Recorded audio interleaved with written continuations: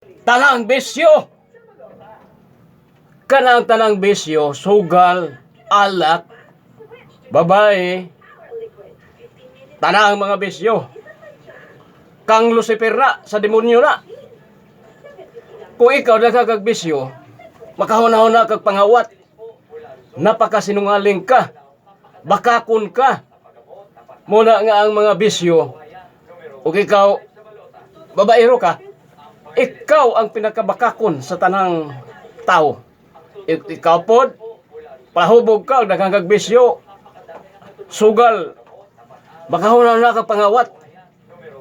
Kay gusto ka maghabol ng imong bisyo nga grabe ka naadik na ka. Muna akong mga advice nimo, idol. Ikaw nagkakag bisyo, scammer ka o hacker ka sa demonyo na. Sa demonyo na. Bisag mangutana pa kasi imong kagalingon ngano man kang nagkakag bisyo. Wa kay kuan, wa kay barganan. Sinungaling ka. Bakakon ka. Kay daghan kag bisyo. Og naay mga tinago-tago sa imong asawa, imong panagkawaton para ipalit sa imong bisyo. Iposta sa sabong. Iposta sa hantak. Iposta sa mga bisyo nimo nga mali akong tinuod na istorya na nako ha. Diningog tiltiaw ni, diningog binuang ni, tinuod na. Kada kag bisyo, wa kay asin sa imong kinabuhi kay membro ka ni Lucifer ni Satanas. Satanas kay wa kay ko daghang bisyo. Oh, babae. Sugal. Tanang bisyo, inom. Kanang inom gikan gyapon na ni Satanas na, sa demonyo gyapon na kay di magka makahuna-hunag kuan kay gusto magang hulhugan diha nga inom ka. Ang imong kwarta nga gitago-tago ipalitan nimo bisyo. Kay gikuhit ka ni Satanas nga magkuha ka na ng imong bisyo. Muna akong tambag nimo.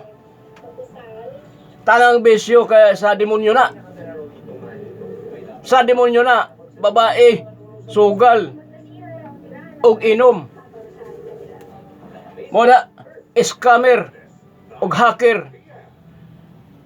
Sa demonyo na. Gisundutan ka sa mga demonyo nga kana himuon na nimong kasalanan. Maghimo ka kasalanan. Mao na nga akong tambag nimo. Ngano magamukhan pa mga bisyo nga ang bisyo sa demonyo man. Kung ikaw mahimo kang demonyo, pwede ka mahimong demonyo. Kay daghang bisyo. Pwede ka mulok sa imperno. Kay daghang kag bisyo. Muamba ka ng imperno kana silaob ng mga kayo. Nagulbo-ulbo ang kayo, mulokso ka nito kay daghang kag bisyo. Mao na akong kuan nimo nga ikaw o kita mga kuan di ta makahuna-una ng mga pangdaya sa atong kagalingon. Hacker gihack ang akong kuan account. Ang mga scammer.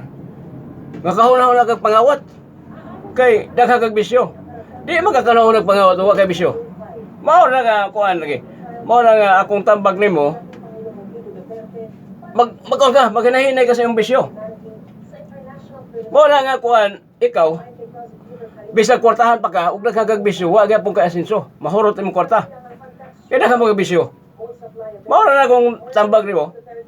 Mao na nga ikaw magkuan ka.